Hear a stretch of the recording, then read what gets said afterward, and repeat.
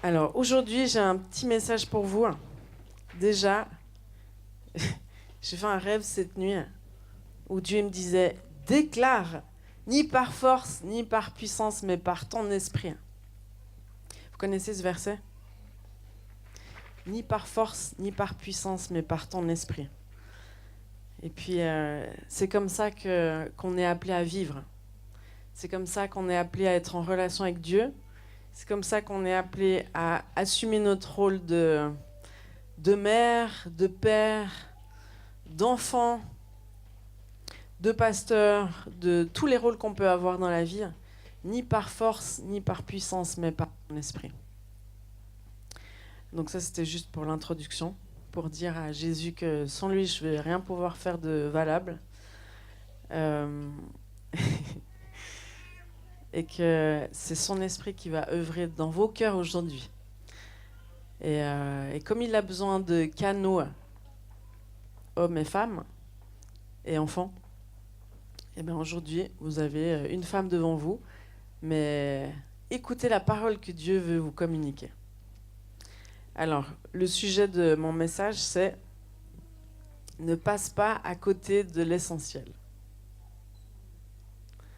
Alors, on va essayer de découvrir ensemble c'est quoi l'essentiel. Alors, moi personnellement, je vous raconte un petit bout de mon témoignage. J'ai jamais pensé, même petite fille innocente, plein de rêves, j'ai jamais imaginé avoir 6 enfants. Ça m'est jamais effleuré l'esprit.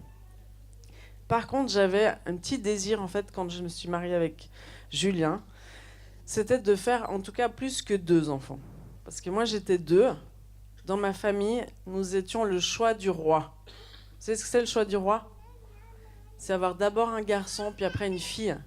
Puis quand vous avez ça, on vous dit oh, c'est le choix du roi, genre t'es particulièrement béni. Hein. Ben moi, je peux vous témoigner que la bénédiction dans laquelle j'ai grandi, c'était une bénédiction certes, mais elle m'a un peu frustrée parce que bon, mon frère, il exerçait toutes sortes de sports sur moi. Je l'aime beaucoup, mon frère. Hein. Je me suis beaucoup amusée avec lui, mais quand il faisait de l'escrime, ben, je me suis pris des coups de fleurette dans le ventre. Et quand il faisait du judo, je me suis retrouvée plusieurs fois par terre. Bon. Mais j'étais un peu frustrée. Moi, je voulais un petit frère, quoi. Ou une petite sœur. Enfin, je voulais être plus que 2. Puis ça, c'est un peu une idée qui m'a poursuivie. Et donc, quand je me suis mariée avec Julien, j'ai dit, allez, on va faire plus que 2. Non, mais déjà, 2, c'est bien. Hein, je ne suis pas en train de vous juger. Je vous parle de mon témoignage. 2, c'est bien. C'est déjà accoucher. Je ne sais pas si vous avez déjà accouché dans votre vie, mais c'est toute une épreuve. Et puis, il faut survivre à ça. Et puis, 2 fois, ben, on a déjà bien fait. Enfin, c'est fantastique, quoi. Mais il y a une question, j'ai remarqué, je ne sais pas si vous avez remarqué, je parle aux parents hein, plus particulièrement. Il y a une question qu'on n'ose jamais poser à Dieu. C'est Seigneur, combien d'enfants veux-tu que j'ai avec mon mari? Ça, on n'ose jamais la poser, celle-là. Si on a vraiment de la foi, on peut demander Seigneur, est-ce que c'est ta volonté qu'on achète cette maison? Ou Seigneur, est-ce que c'est ta volonté que je prenne ce travail? Est-ce que c'est ta volonté que même que je me mette à part pour toi, que je quitte mon travail, que je change de travail, que je change de région, que je quitte tout pour toi, Seigneur. Mais cette question, Jésus, combien d'enfants est-ce que tu veux que j'ai? Alors ça, c'est difficile. Hein. Très, très difficile. Mais c'est une question que on peut se demander pourquoi c'est si difficile. Moi, j'étais émerveillée en fait du spectacle de dimanche dernier. Je sais pas qui était là. C'est beau, hein, mais c'est plein de vie. On se dit, waouh, tous ces leaders qui se lèvent, tous ces enfants, la combinaison qu'il y a entre les générations. Moi, j'ai découvert en fait que les petits sont hyper plus obéissants à des ados qu'à des adultes. Vous avez remarqué? Donc je me dis, waouh, c'est fantastique, quoi. Et bien en fait, chaque aspect de ce spectacle, chaque enfant et adolescent qu'il constituait, c'est venu d'un oui. Oui, Seigneur. J'accueille cet enfant que tu me donnes. Et en fait, c'est important de comprendre dans quelle mentalité notre société se trouve. Et c'est vrai que dès qu'une femme elle a accouché, 2 mois plus tard en tout cas, on lui dit vite, alors tu vas reprendre le travail, alors tu vas pas perdre ton temps à la maison, hein. Non mais là t'es un peu fatigué, il faut que tu reprennes, faut que tu deviennes quelqu'un, ou que tu ne t'oublies pas dans ta famille, il faut que tu travailles pour être quelqu'un. Et puis tu vas confier à qui ton enfant? T'as trouvé une nounou? Et puis c'est un peu la pression, la pression. Moi, j'ai eu toutes sortes de pressions. Je vous partage toutes les pressions que j'ai pu vivre en tant que mère. Déjà, la pression d'avoir des filles, vu qu'on n'a que des garçons, 6 garçons. La pression de ne pas avoir trop d'enfants, parce qu'au bout d'un moment, vous devenez vraiment très bizarre aux yeux de la société. Mais là, on est même plus bizarre, on est extraterrestre. Et puis, de se dire, mais... en plus, moi, j'ai fait des études de psychologue et j'ai jamais exercé dans le monde. On m'a dit, mais tu as gaspillé toutes ces études pour être femme au foyer. Oh, quel gâchis. Et la société a payé pour ça. On a misé sur toi pour que tu sois un élément rentable dans cette société. Là, regarde. Mais si on regarde à vue divine, je suis un très très bon investissement pour cette société parce que je vous enseigne à prendre soin de vos familles et de vos enfants. C'est le meilleur investissement pour la société. Donc, dans nos vies, on se bat pour plus travailler. D'ailleurs, ici, on vit des choses bizarres vu qu'on a baissé les salaires des hommes et des femmes pour qu'ils puissent être égaux. Et ben, du coup, l'homme, il dit hey, si tu vas pas travailler, ma femme, là, on n'aura pas assez d'argent pour payer la maison, la voiture, les vacances. Donc, il faut aller travailler. Et puis ça, c'est un concept normal pour tout le monde. Mais on ne se rend pas compte que petit à petit, on glisse dans une mentalité qui est plus tout à fait en accord avec ce que Dieu nous a dit. Puis si on se rappelle que ce que Dieu dit, c'est pour notre bien, ben on a tout intérêt à entendre ce qu'il nous dit. Les ordres et les principes qu'il a établis dans sa parole pour notre bien. Donc, qu'est-ce qui nous rend vraiment heureux? Ça, c'est des questions importantes à se poser. Est-ce que c'est le travail qui nous rend heureux? Est-ce que c'est plus de succès, plus d'argent, plus de reconnaissance, plus d'influence? Est-ce que c'est ça qui nous rend plus heureux? Alors, on ne le sait pas. Il faut qu'on l'expérimente. Donc, j'ai plus d'argent, puis je me rends compte que non, là, je peux encore en avoir plus. Puis on peut toujours en avoir plus. Et puis si on se pose un petit peu, et si on a expérimenté la présence de Dieu, on se rend compte que celui qui sait combler nos cœurs, c'est Dieu. Plus que tout, il sait combler nos cœurs.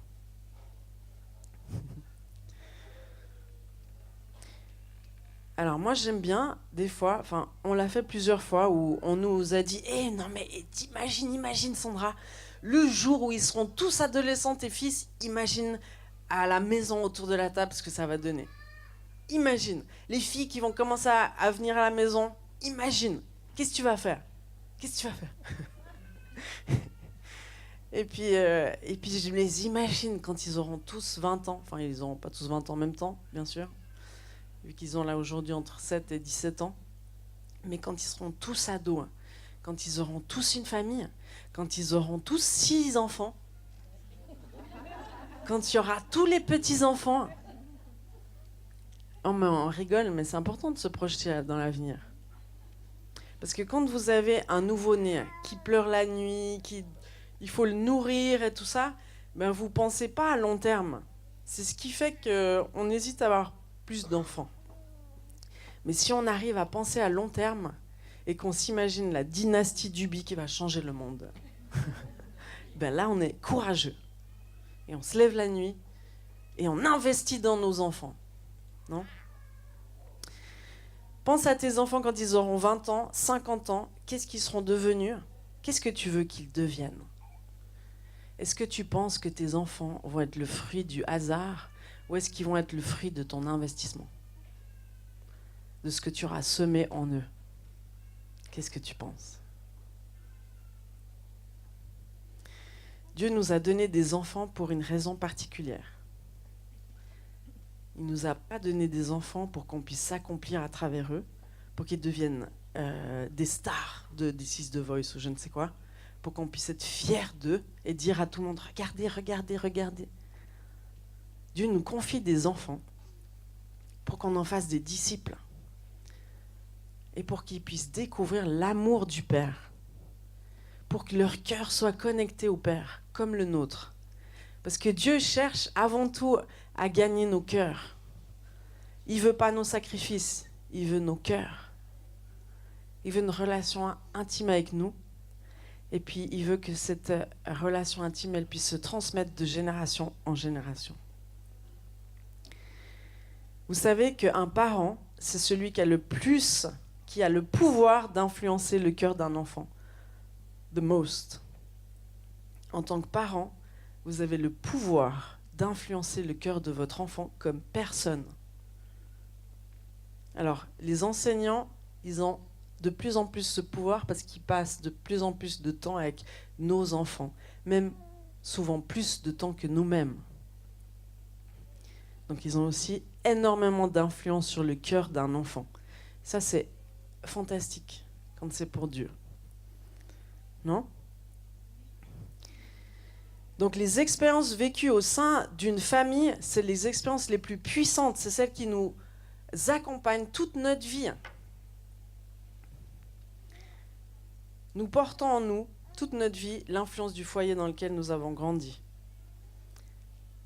Donc c'est important de comprendre que c'est pas en vivant comme ça notre vie, où on court après le temps, où nos agendas sont blindés, où on croise à peine nos enfants, où parfois on mange plus avec.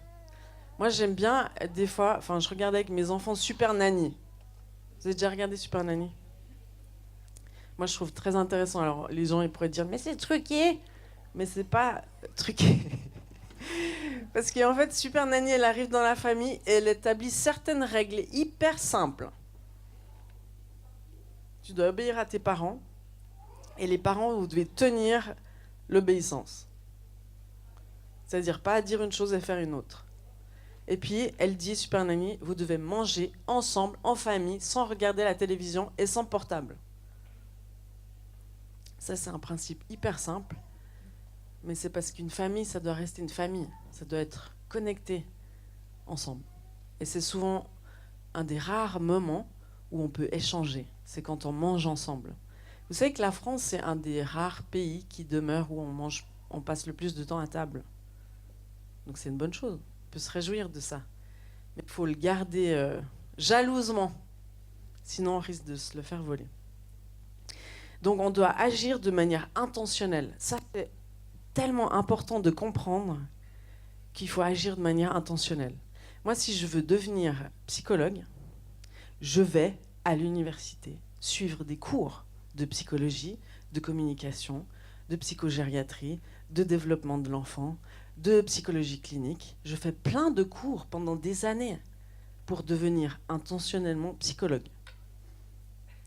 Donc si je comprends le plan de Dieu, qui est de faire de mes enfants des disciples de Christ, c'est pas le hasard qui va faire d'eux des disciples de Christ.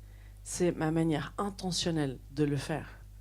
Avec mon mari, bien sûr. De manière intentionnelle. Très important. Donc la famille, c'est ta première église. C'est là où tu formes des disciples, c'est le but ultime. Alors, je vous cite 2-3 passages bibliques que vous compreniez que c'est vraiment l'intention de Dieu.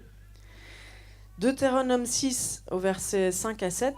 Tu aimeras l'Éternel, ton Dieu, de tout ton cœur, de toute ton âme et de toute ta force.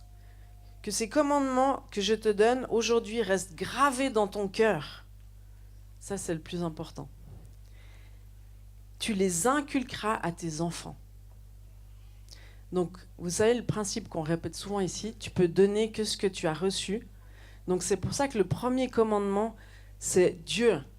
Je reçois de Dieu, je reçois de Dieu, je reçois de Dieu. Et puis après, je le transmets premièrement à mes enfants. Inculquer, c'est sérieux, quoi. C'est pas juste... c'est inculquer, genre. Inculquer. Et la suite, versets 7 à 9, tu en parleras chez toi, dans ta maison, quand tu marcheras sur la route, quand tu te coucheras et quand tu te lèveras, qu'ils soient attachés comme un signe sur ta main, comme une marque sur ton front.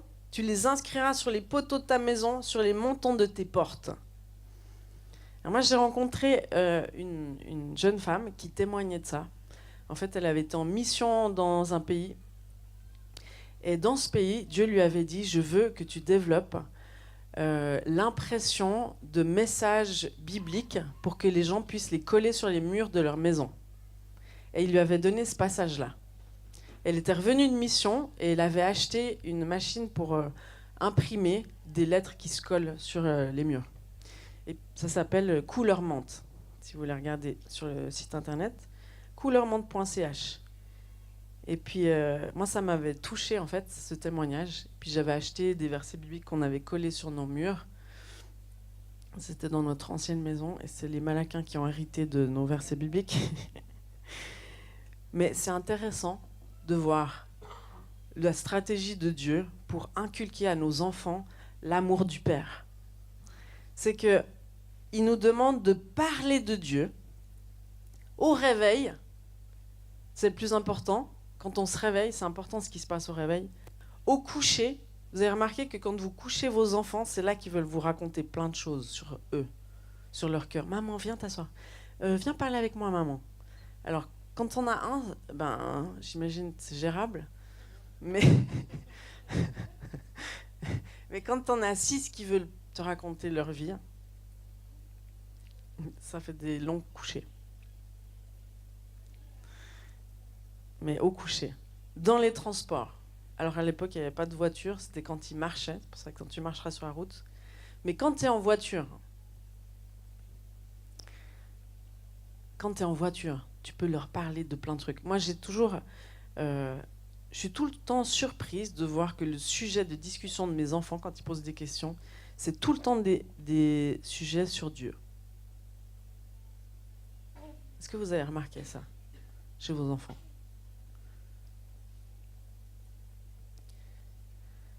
C'est comme ça qu'on forme des disciples. Parce qu'en fait, la manière la plus efficace de former des disciples, si on regarde notre modèle ultime, Jésus, c'est de vivre avec eux. Les disciples, ils voyaient Jésus tout le temps. Quand ils se levaient, quand ils se couchaient, quand ils mangeaient, quand ils marchaient. Et c'est la manière la plus efficace de faire des disciples. C'est sur la route, quand on vit avec. Parce que déjà, on ne peut pas les tromper. Enfin, je veux dire, on ne peut pas faire un personnage, genre. On ne peut pas se camoufler. On est tel qu'on est. Ceux qui nous connaissent le mieux, c'est notre mari et nos enfants. Et puis comme l'évangile, elle se transmet de manière efficace dans l'authenticité et la vérité de qui on est, eh ben, c'est nos enfants qui sont le plus impactés, non ? Mais c'est aussi l'endroit le plus compliqué, parce qu'on est hyper vulnérable.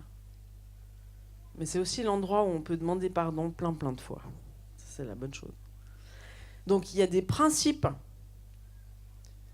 que Dieu établit qui sont vraiment source de bénédiction. Il faut connaître ces principes. Il y a l'honneur, il y a le pardon, il y a toutes ces choses-là.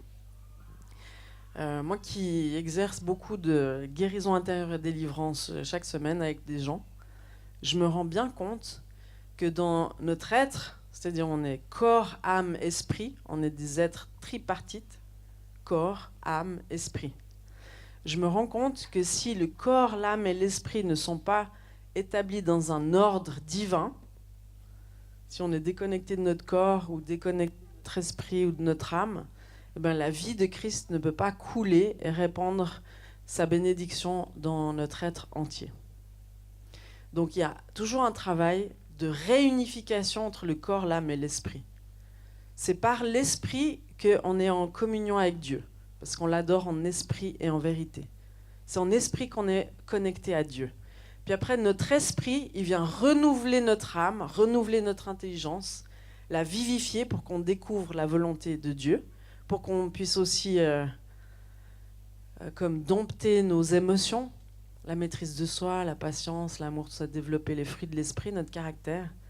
Et puis notre corps, il est au bénéfice de cette santé mentale. Notre corps. Vous savez qu'il y a plein de maladies ou plein de faiblesses du corps qui expriment des choses qu'on n'a jamais exprimées par notre bouche. Vous savez ça? On n'est pas déconnecté de notre corps. Tout est interconnecté. Donc Dieu, il nous a créés à son image. La Trinité. Corps, âme, esprit. Mais il a aussi créé la famille à son image. Ça, c'est très important de comprendre ça. Dieu, il a créé la famille à son image. Dieu le Père a le même rôle qu'un père. Jésus, il a le même rôle que les frères et sœurs, amis et aussi mari et femme. Et le Saint-Esprit, il a le même rôle que la mère. La famille représente Dieu. Et un enfant, quand il grandit, son père et sa mère lui donnent la perception de Dieu. Alors c'est une sacrée responsabilité de vous dire qu'en tant que parents, vous êtes les premiers représentants de Dieu. Et que c'est vous, parents, qui allez conduire vos enfants dans la découverte de l'amour du Père, parce que vous avez des rôles similaires à Dieu. Donc c'est pour ça que la famille, c'est l'endroit le plus puissant pour transmettre la foi. Et puis on se dit, l'Europe était chrétienne il n'y a pas si longtemps. Comment ça se fait qu'elle ne l'est plus aujourd'hui? Est-ce qu'on n'a pas assez évangélisé? Ou est-ce qu'on a oublié un des principes fondamentaux qui est de transmettre notre foi à nos enfants premièrement? Premièrement.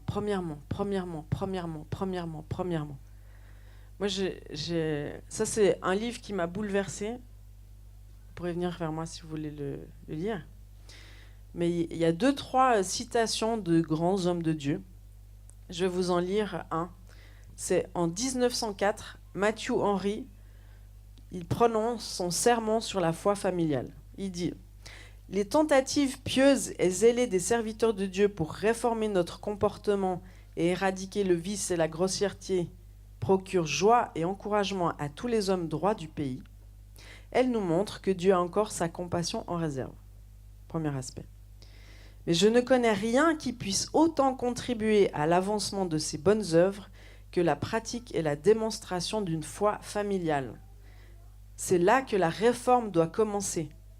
Nous pourrions contenir le mal dont nous souffrons grâce à d'autres méthodes, mais si tout le monde avait recours à ce moyen-là, nous remédierons au mal. Et en fait, ce Henri, il faisait souvent la mention du lien entre l'impact des chrétiens dans le monde et le discipulat au sein de la famille. Et il rappelait en fait un ordre divin. Avant d'aller conquérir le monde, on doit comprendre en fait dans quel ordre ça doit se passer. Alors, celui qui a écrit le livre, en fait, il était pasteur de jeunesse. Et puis, il avait l'habitude de dire, oui, ma priorité dans la vie, c'est Dieu, ma femme, mes enfants et mon ministère. Ça, c'est l'ordre. Mais il le disait, et puis pendant un été, Dieu a commencé à travailler son cœur. Il lui a dit, c'est quoi tes priorités? Il dit, mais je t'ai dit, Seigneur, c'est ça là. Il dit, mais en vérité, ton cœur, tu le donnes premièrement à Dieu? Montre-moi dans ton agenda la preuve que ton cœur, tu le donnes premièrement à Dieu. Et puis en fait, cet homme, il a réalisé que c'était tout l'inverse. Que ses priorités, c'était son ministère, après ses enfants, qui passaient un peu de temps avec eux, mais sans connecter de cœur avec eux, que sa femme, elle passait un petit peu en dernier, mais qu'en fait, le pire, c'est que c'est Dieu qui passait en dernier. Et pour accomplir l'ordre divin, c'est quelque chose de surnaturel qu'on ne peut pas faire avec nos propres forces. C'est pour ça que Dieu nous dit ni par force ni par puissance, mais par mon esprit. Et pour pouvoir marcher dans l'esprit de Dieu, il faut qu'on donne la priorité de notre temps à Dieu. C'est dans le lieu secret qu'on puise la force, qu'on puise les ressources pour rétablir un ordre juste dans nos familles. Et puis Dieu, dans Malachie, vous connaissez le livre de Malachie? Si on le lit, le dernier passage du livre de Malachie, c'est Voici, je vous enverrai Élie, le prophète, avant que le jour de l'Éternel arrive, ce jour grand et redoutable. Il ramènera le cœur des pères à leurs enfants et le cœur des enfants à leurs pères, de peur que je ne vienne frapper le pays d'interdit. » Donc Dieu, il établit des principes qui libèrent la vie. Comme ce principe, le premier principe relationnel, c'est « honore ton père et ta mère afin que tu vives de longs jours sur la terre que Dieu te donne ». Ça, c'est un principe d'honneur qui libère la vie. Parce que c'est un ordre, en fait, que Dieu a établi pour bénir. Et quand on comprend ce principe-là, eh ben, on est vraiment au bénéfice. Et puis, quand Dieu il parle à son peuple Israël, il établit tous ces principes-là. Et notamment, il établit le Shabbat. Puis le Shabbat, alors il n'y a pas de structure religieuse à suivre, mais le Shabbat, ça revient une fois par semaine. Et puis c'est un temps mis à part pour la famille. Alors nous, par exemple, on le fait... C'est en lisant le livre L'Église messianique se lève de Robert Heidler que je me suis rendu compte que l'établissement des règles de Dieu ou même des fêtes que Dieu établit, pas par tradition mais vraiment par révélation, toutes les fêtes que Dieu établit, elles sont là pour bénir son peuple, bénir la famille. Et donc le Shabbat, c'est un temps mis à part pour la famille où on se rassemble autour d'un repas, où Dieu est au centre et où la famille est au centre et où la mère intervient. Donc la mère, elle allume les bougies et puis le père, il bénit chacun de ses enfants. Et puis le père, qui est le responsable spirituel de sa famille, il partage la parole de Dieu. Et puis on prie ensemble, on écoute les besoins de chacun. Et puis il y a quelque chose qui se passe qui fait que Dieu, il est au centre de la famille et que Dieu, il peut construire, consolider la famille. Et puis c'est des moments que vos enfants n'oublieront jamais. Donc moi, j'ai jamais vécu ça dans ma famille. Mes parents, ils m'ont emmené à la messe.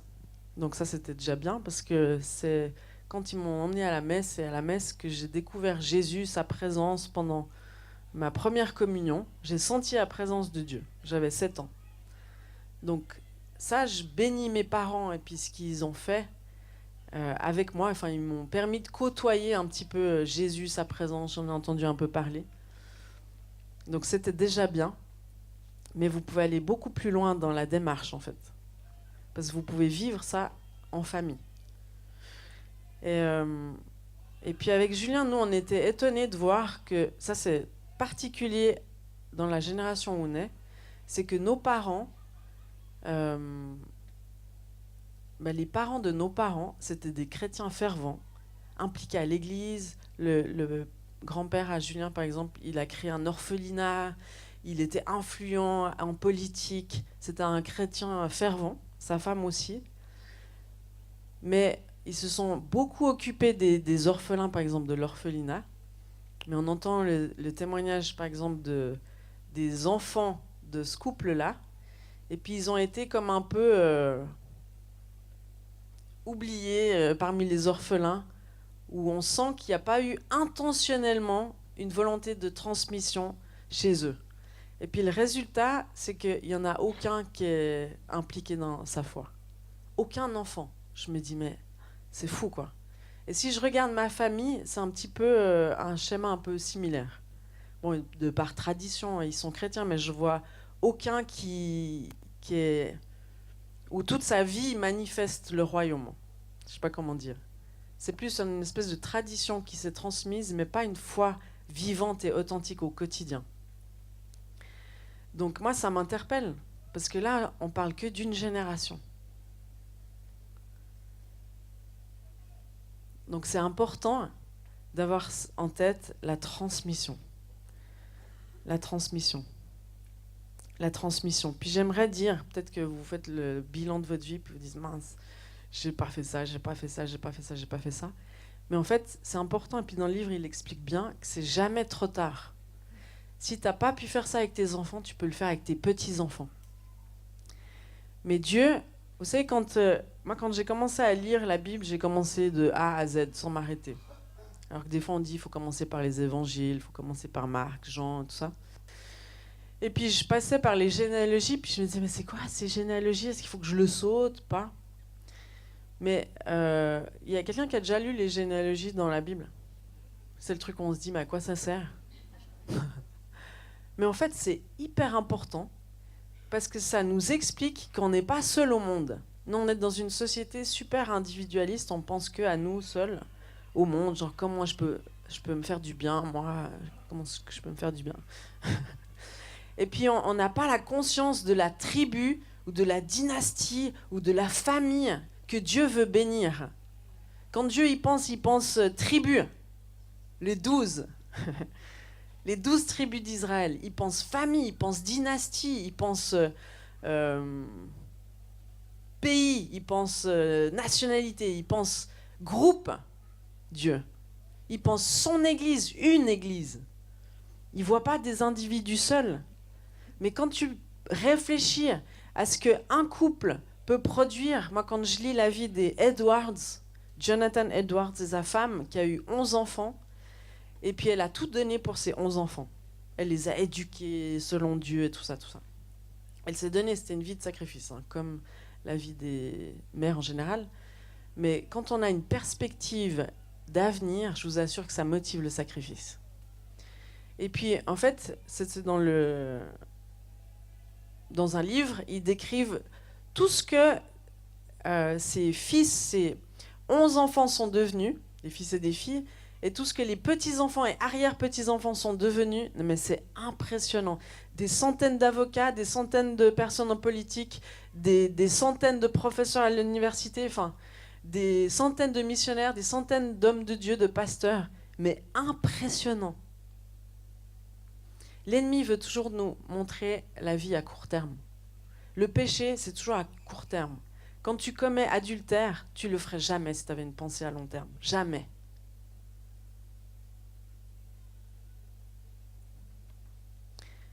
Donc pense à long terme. Tu veux que ta vie laisse des traces sur cette terre? Investis dans tes enfants. Investis dans les enfants, si tu n'as pas d'enfants. Ça, c'est magnifique. Moi, j'aimerais honorer et saluer tous ceux qui investissent dans les enfants ou qui l'ont fait. Que ce soit des camps pour les enfants, que ce soit des profs pour les enfants, que ce soit ceux qui s'investissent dans Full Pack, ceux qui s'investissent chez les bébés. C'est souvent des ministères agrandis. Oh non, je ne veux pas me réduire au ministère des enfants. C'est le ministère le plus influent que vous n'aurez jamais. À commencer par vos propres enfants. Mais c'est celui qui est le plus controversé. C'est celui qui est criblé de toutes les flèches que l'ennemi peut envoyer. Il y a une grosse opposition spirituelle à ce que vous vous occupiez de vos enfants. Il y a des grosses oppositions spirituelles quand vous commencez à vouloir être une bénédiction pour votre mari, pour votre femme. Il y a un ordre que Dieu établit. L'homme, c'est le chef spirituel de sa famille. C'est le berger, c'est le pasteur de sa famille. C'est celui qui est censé aimer sa femme, la servir et la guider spirituellement. C'est celui qui est censé être prêt à mourir pour elle. Imaginez. Donc il y a un ministère pour les hommes qui doit se lever. Et moi, je pense qu'il se lève dans cette église. Je sais que vous êtes vus dimanche dernier, tous les hommes, là. Et puis c'est beau de faire du foot ensemble, c'est beau de connecter les cœurs ensemble, mais l'objectif, c'est que vous puissiez revêtir le vrai manteau que Dieu a pour vous, en tant qu'homme. Parce que si un homme, il prend sa place dans son couple, si un homme, il prend sa place dans sa famille, c'est des familles qui manifestent la vie de Christ. Et quand la famille manifeste la vie de Christ dans l'Église, ben l'Église, elle peut commencer à influencer la société. Il y a un ordre. L'homme, la famille, l'Église, la société. C'est l'ordre divin. On ne peut pas aller conquérir le monde si on ne commence pas par sa famille. Et puis c'est l'endroit où on a été le plus blessé. C'est l'endroit où on ne veut surtout pas aller. C'est l'endroit où on est énervé, on a des colères, des choses comme ça qui remontent. Et moi, je sais que c'est le ministère que Dieu nous a donné à Julien et moi. C'est la famille, la restauration de la famille. Et c'est pour ça qu'il nous a donné des thématiques comme l'avortement et les pertes de grossesse, parce que ça détruit la famille.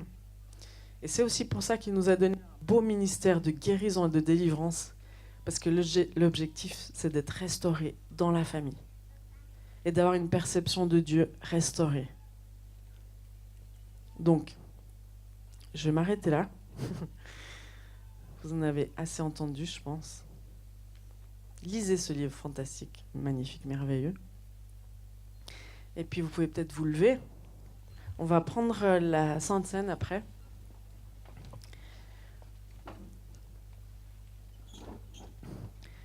Mais personnellement, je suis convaincue que le réveil qui vient, c'est le réveil de la famille en santé. Et ça demande beaucoup de ministères combinés les uns aux autres.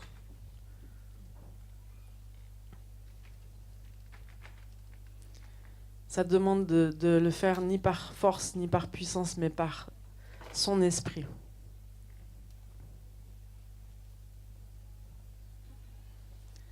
Ça demande d'être attiré dans le lieu secret, là où Dieu nous équipe, par son esprit, pour être l'homme et la femme selon son cœur, pour avoir la patience et la grâce d'éduquer nos enfants, pour les attirer dans le cœur du Père.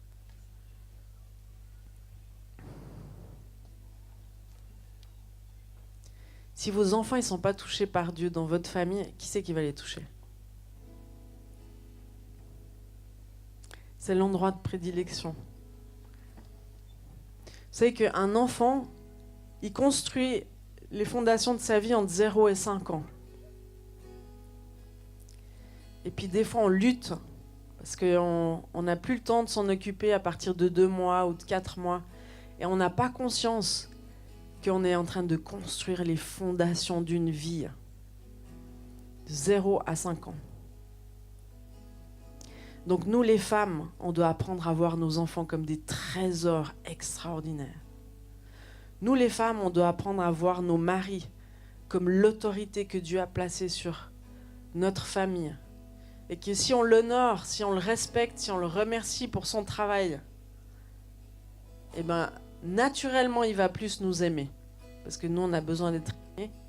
Et nos maris ont besoin d'être respectés, admirés. Et quand on sème dans l'autre ce dont il a besoin, automatiquement, il y aura un retour sur investissement. Mais si j'exige des choses de lui, il sera incapable de me les donner si je ne parle pas son langage. Donc quand tu attends le changement de l'autre, investis. Sème dans l'autre. Et va chercher ta ressource en Dieu. C'est pas ton mari qui peut combler ton cœur, c'est Dieu. C'est pas ta femme qui peut combler ton cœur, c'est Dieu. Alors moi, je prie que le Seigneur il vienne vous parler de ce qui est essentiel dans nos vies. Je prie qu'on ne se retrouve pas à la retraite comme quand j'étais en cours de psychogériatrie et puis qu'il nous disait les personnes âgées avant de mourir, elles disent toutes la même chose. Elles regrettent de ne pas avoir assez investi dans leur famille, de ne pas avoir assez investi dans leurs enfants, d'avoir été trop préoccupées au travail ou dans d'autres activités. Je prie que le Seigneur il vienne focaliser vos yeux sur l'essentiel, sur ce qu'il vous a confié d'éternel.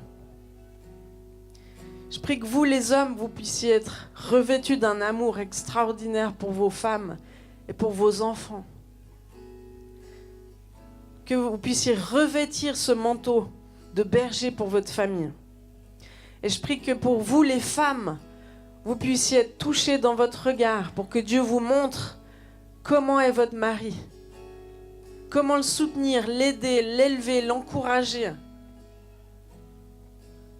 Comment recevoir un cœur reconnaissant.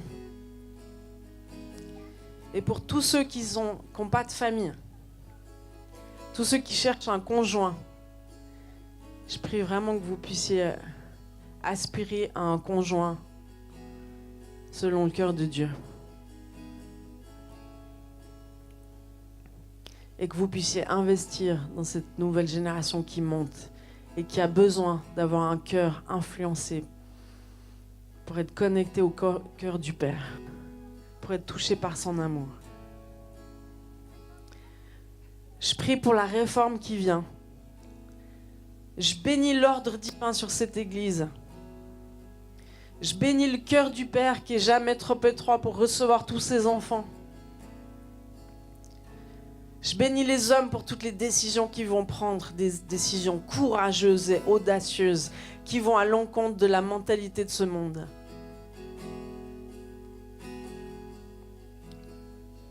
Je bénis chaque famille, chaque couple, chaque enfant, qu'ils soient revêtus d'une grâce surnaturelle. Et je bénis aussi toutes les familles qui vont venir rejoindre cette église, qu'elles puissent être bénies, fortifiées, encouragées. Et je bénis tous les adolescents, tous les enfants, tous les bébés, pour qu'intentionnellement on puisse semer dans leur vie. En particulier dans la vie de nos adolescents qui ont besoin d'être connectés de cœur plus que tous.